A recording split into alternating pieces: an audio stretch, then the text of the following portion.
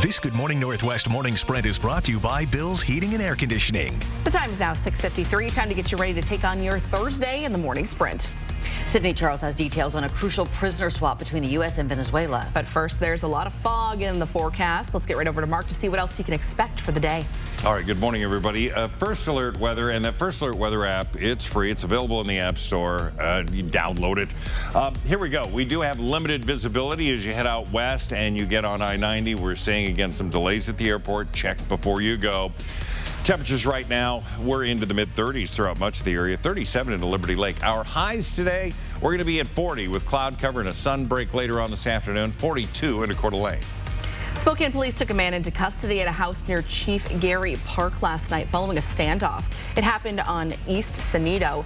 Now police are searching for the property for evidence into an investigation into felony harassment. We'll keep you posted with any new information as soon as it becomes available. Fire crews put out a fire at an apartment building on 11th and Cedar this morning. Firefighters responded to a call just before 5 o'clock from neighbors who smelled smoke and were concerned about drug activity. When firefighters arrived, they found a fire inside one unit of the apartment. They broke down the door, found a fire they say was caused by drug activity. Firefighters put that fire out, are mopping it up. The unit where the fire started has significant damage, but the fire did not reach beyond that. You can read more details about this story on KXLY.com. A cousin of a missing woman who was found dead in Valley Ford last week is in mourning. Janelle Martinson vanished in late November, with her cousin left to wonder what happened. Court documents accuse her ex-boyfriend, Colton Russell, of killing her. Russell himself was killed a week and a half ago in Northeast Spokane. Martinson's body was found on December 14th off of South Madison Road. According to court documents, Martinson's murder was discovered during an investigation into the deaths of Russell and Kiara Morgan Wieland. The suspect in those murders, Brandon Kenny, told investigators Russell killed Martinson and then threatened to kill him if he didn't help move her body. Martinson's cousin says that she was a domestic violence victim at the hands of Russell. Murder suspect Brandon Kenny is being held on a $1 million bond. He's charged with 2 counts of first-degree murder. Friends of the Kellogg family, Major John Kaler, killed in June, want people to know their story. According to court documents, Kaler told police he was upset that the family's older son exposed himself to Kaler's younger daughter, and police didn't do anything about it. But friends of the family say there's another side of the story. Kenna Gardapi was the mom Kaler killed. Kaler also murdered Kenna's dad and her 2 teenage boys. Kenna's friends say the family has been portrayed in a bad light, and they want to set the record straight. As they flipped through old photos, they shared stories of Kenna, saying she was the life of the party and outdoorsy. The family would often go into the mountains of Silver Valley, hiking in the summer, skiing in the winter. They say she was a single mom who would do anything for her sons. You can read more about what Kenna's friends told 4 News Now on KXLY.com. A critical prisoner swap between the U.S. and Venezuela is bringing 10 Americans back home. 6 of the 10 wrongfully detained Americans who were freed in that prisoner exchange deal landed at a Texas Army base earlier today.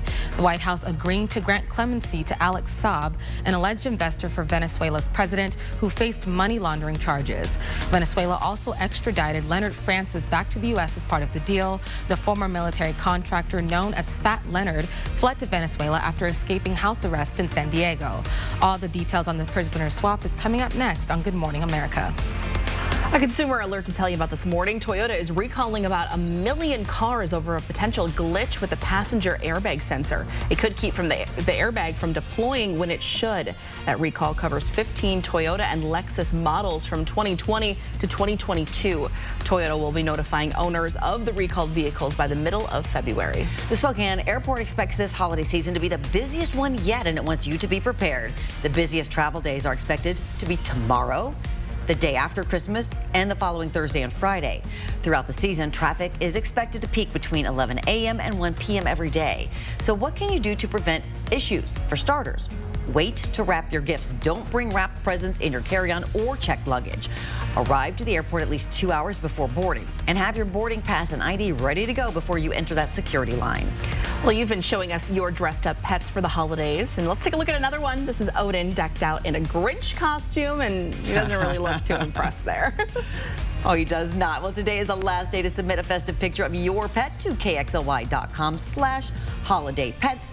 One of your submissions will win a $200 Amazon gift card courtesy of the good folks at BECU. You have until midnight tonight to send us your holiday pet picture. And again, KXLY.com/holidaypets.